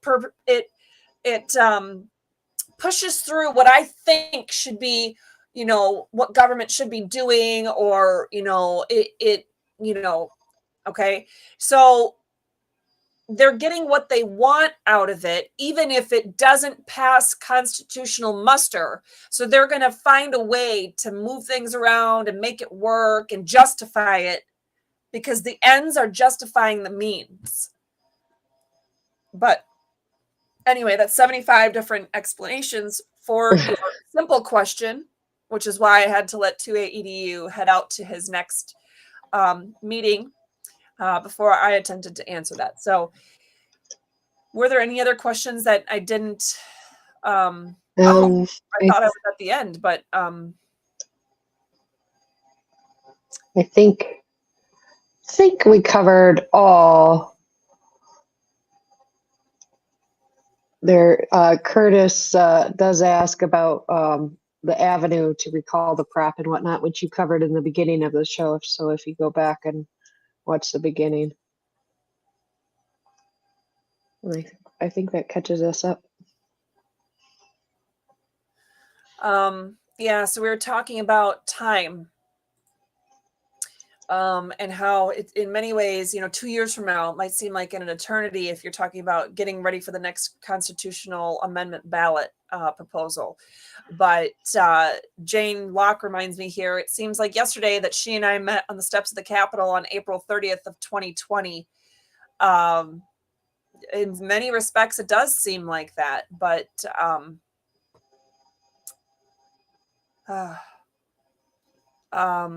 all right, let me see.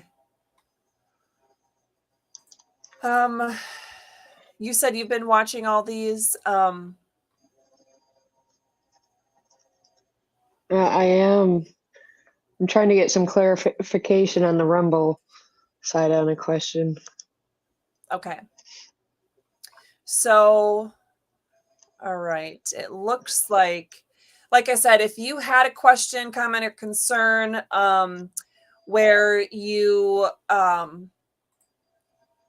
you felt like we skipped over it, we didn't address it, or whatever, chances are, if you stepped away even for a minute, then we probably did address it, because we've addressed a lot throughout this episode. It is one of our longer episodes, but we did address a lot. And again, we've also addressed all these things throughout this whole year, the last 3 years, but certainly in several of the other prior episodes. So answers are available for you. If you feel even later on after the live stream has completed, you come up, oh man, I had this great question. You could still try to get it to us, but really what I'd like you to do is utilize the resources we've already made available to you. Go to restorefreedomkh.com. You could go to that search bar on our website. If you're on any page, there's still that search bar. You go there, type in whatever topic you're looking for, and you'll start seeing results of videos, posts, freedom fighting tools, way to get involved challenges, biblical insights, everything that we've been sharing with you about that particular topic. You can search, find everything that's categorized, specifically has that category or specific tags, but even just general keywords and things like that. You'll be able to find a plethora of resources that all match whatever you're specifically searching for. You can find our videos, you can find posts, like I said, different links and freedom fighting tools. Go to restorefreedomkh.com and you can either just scroll through things by clicking on that updates tab, or go to that search bar and type in whatever kind of keyword will help you get those questions answered that you're looking for. Lori, were you able to find whatever question it was on the Yeah, he was trying to, well, what he originally said is so a district judge can declare the defense that the charge is an unconstitutional law, that the law is constitutional, let the trial continue. So if it's an what I gathered from him saying, if it's an unconstitutional law, but the trial judge, the district court judge says it's constitutional and allows the trial to continue.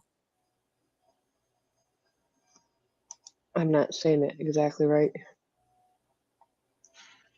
If it's unconstitutional law, but the trial judge or the district court judge says it is constitutional, so then he allows it to continue, is that okay? And I was kind of answering him, no, it's not. And I shared the iron pig. It's kind of reverse in that when you're in the district court judge is deciding for that jurisdiction area in Michigan, at least. And that as far as the courts are concerned, I didn't get to answer this part. It would be the Michigan Supreme Court that would have to ultimately, as far as the courts are concerned, declare unconstitutional. Is that correct? I didn't answer that part to him. No. Sure. So if you have anything that's unconstitutional, first of all, it doesn't take I've been talking about them as the guys in the black robes, justices or judges. It doesn't take a judge or justice to say, oh, this is unconstitutional, because especially if you're a voter in Florida, for example, you've taken the oath to uphold and defend the U.S. Constitution, period. It doesn't say you have to wait until a judge tells you to do X, Y, Z. No, the Constitution is what it is. If you are in Michigan and you volunteer at a school, or you are an employee for any level of state or local government in any branch in any way, you could be the janitor, you could be a school bus driver, you could be a volunteer, anything like that. You are required to take that constitutional oath yourself. So if you are someone who has taken that oath of office, when I've served on a downtown development authority board, I've served on the planning commission, I've served on a township as a township trustee, I've served as a state committee woman, I've served on the second congressional district committee woman. I lots and lots of other things aside from being an attorney. I've also served in all those different kinds of roles. And technically, even when I was a restorative justice practitioner working in an elementary school, it was a public elementary school, I should have been required to take that constitutional oath, but they didn't require that of me, but I was legally obligated to do that. At any rate, it doesn't matter. It's not just about attorneys or politicians. It's people in all different areas. You are required to take a constitutional oath. So if you are someone who has taken a constitutional oath, just think about it that way. You are required to support and defend the U.S. Constitution. It says nothing about waiting for a judge to tell you it's unconstitutional. If it's about, say, the right to life, we have a right to life, period. If it's about anything else where it's clearly going outside of the bounds of the Constitution, then you can't do it. You can't further that unconstitutional action. Now, if you're talking about in the context of a criminal case, so it's the trial court judge that makes that determination in your particular case. But oftentimes they get it wrong. That's why we have appellate courts. That is why we have appellate courts. If the judges got it correctly the first time, then there would be no reason to ever appeal. But our system is set up that there's not only one level of appeal, there might be 2, 3, 4, who knows? My Allegan County Election Day 2020 case that was started in the Allegan County District Court, there was the court, the circuit court, that was the first level of appeal, then the Court of Appeals, then the state Supreme Court, and if necessary, I was going to then take it to the U.S. Supreme Court. So that's even so. That's just the stepping stones of how you get something declared unconstitutional in the legal sense. But our legislators can declare something unconstitutional. Your state reps, when I served on the Georgetown Township Board as a trustee, if I had put together a resolution that said, we are passing XYZ resolution. We're passing this because we are recognizing that this is unconstitutional or this is unconstitutional. We can do that. We can declare or recognize certain governmental actions as unconstitutional. You can do that. You have a duty to do that. So don't just look at judges, especially trial court judges, as the end all be all for what is determined to be constitutional or not. Absolutely not. Our system, our entire system of governance is one of the people, by people, and for the people. It's not a system of judges and attorneys who get to determine everything. Hell no. Well, it looks like Curtis was saying, I'll try to find it on Facebook. For some reason, it's not showing on my other screen, but he says the poll challengers at the AVCB in Detroit, including myself, was denied our duties according to a Michigan election law. I asked him if he reached out to Colbeck, and he said that Colbeck told him he needed to inquire with a constitutional attorney. So I don't know if that's even something we can go. I'm not going to, at this late stage, we've been on here almost 2 hours. I'm not going to start a whole new conversation, but I guess, Lori, you and I can touch base to see if it's something that I can even, take on, even just to answer a simple question or point in a direction. I'm still not able, you guys. I do this 24/7. I am not in a position to be able to take on any new cases right now because God keeps bringing the freedom fight to me, and I have this going on in this direction and this going on in that direction. And I've got people writing me saying, when are you going to file that lawsuit against those Allegan County officials? Because if we don't, have somebody like you that stands up and holds them accountable, that kind of stuff's going to keep happening to all these other people. I've got people that don't even live in Michigan that are saying, you've got to do that. You've got to file that lawsuit. So, I mean, I've got so many things. We've got some right to life amicus briefs that we've got to file in different cases. I'm so over my head in terms of the amount of freedom fight that I've got to take on. And I don't have, it's me and Lori. I'm coding the website. I'm figuring out the logistics of how to use all this software. I'm recording the little segment videos, the preview episode previews, and the Constitution segment recaps.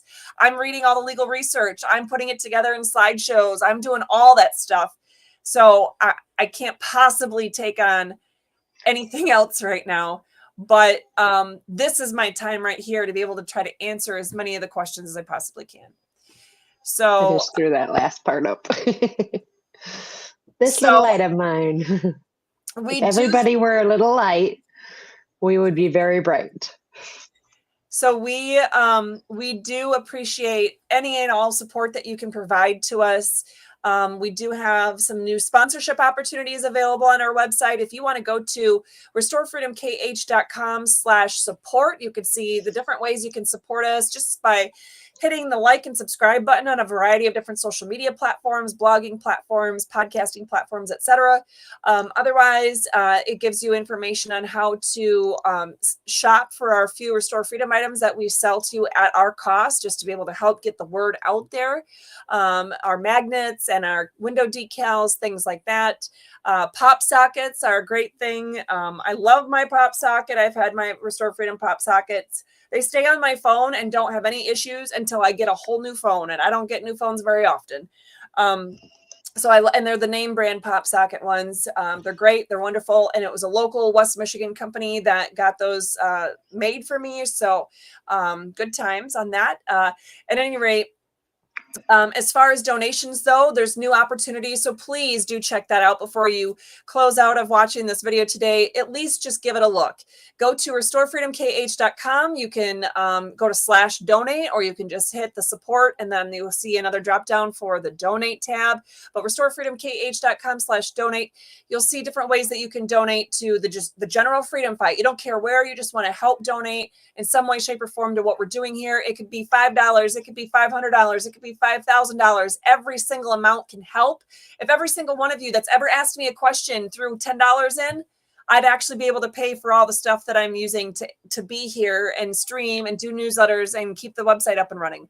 But so many people have decided in the last 2 years that the donations can dwindle because it's not as important. It's just as important in the freedom fight today as it was 2 years ago. I need your help. In order to keep doing this work, I need your help. So you can see right on there, we have some specific ways if you want to donate to something, a specific endeavor we have, like our newsletter, our weekly newsletter we have, just keeping the website up and running, or which is chock full of freedom fighting information, and we'll continue to have more being added. But we have our Constitution app that it's functional right now, and it's going to be phenomenal when I'm done with redoing and revamping it. But we have obviously upkeep costs for that, as well as doing this weekly show with you, doing our segment on Thursdays, our Constitution segment recap, which is tried to be a 10-minute or less segment so we can get it up on all those smaller platforms, smaller video platforms like TikTok and Pinterest and Instagram and all those other ones too. So at any rate, you can see there's sponsorship opportunities where we'll mention your company name, your organization, you as an individual, however you'd like to do it in honor of somebody else. If we could share your company logo and the link for your business. So if you want to donate, for example, to our Constitution segment recap, $22 a month is what it costs me minimum out of pocket. So if you want to donate just $22 and support Restore Freedom, then that means that whole month, all of our Constitution segment recap videos are going to feature you or your company or organization or whatever as the sponsor for that particular segment all through the month. And same thing, we have opportunities for our full show here to have a mention, of course, at the beginning and at the end of the show. It would be with links to your business and your logo and everything else. That's, I believe, $62 a month is what it costs for us to put this on, bare minimum, just to have the software and stuff. That's just out of pocket. Yeah, that's not the time spent. No. I'm not getting paid anything. Lori's not getting paid anything. Yep. We'd like to say Mike is getting paid the big bucks, but he really doesn't get paid anything. So anyway, yeah, we have lots of different opportunities for you. All the prices are on there for what I just redid all my numbers, and okay, I switched to this software, so it's cheaper than using that software and this and that and whatever. But I need to continue getting the information out to you and many others. So please consider helping. Like I said, even $22 a month in a situation can get you not only to help us with the whole segment, but get you sponsorship for your own cause or organization for a whole month. So again, restorefreedomkh.com/donate would be the way to do that. But at least hitting the like, subscribe, and share buttons do help so much as well. So with that being said, I'm super hungry, guys. I'm going to go ahead and get my lunch and feed my kid. So hopefully she's getting her science work done right now. But anyway, And my silence is no longer on my phone because that's only set for an hour and a half. So 2 hours. Yeah. So anyway, it's been a pleasure being with you today. I'm constitutional attorney Catherine Henry. This is Liberty Laurie. Of course, we had our special guest, 2A-EDU. We thank you so much for joining us today and look forward to joining you tomorrow for our Wednesday Way to Get Involved challenge, Thursday for that video for our Constitution segment recap, Friday, those freedom fighting tools, Saturday, that great video from Rachel on our Restore Freedom Goodie of the Week, and Sunday, we round out the week with the biblical insight on the topics that we've been talking about. Again, thank you so much for joining us. Have an absolutely wonderful afternoon.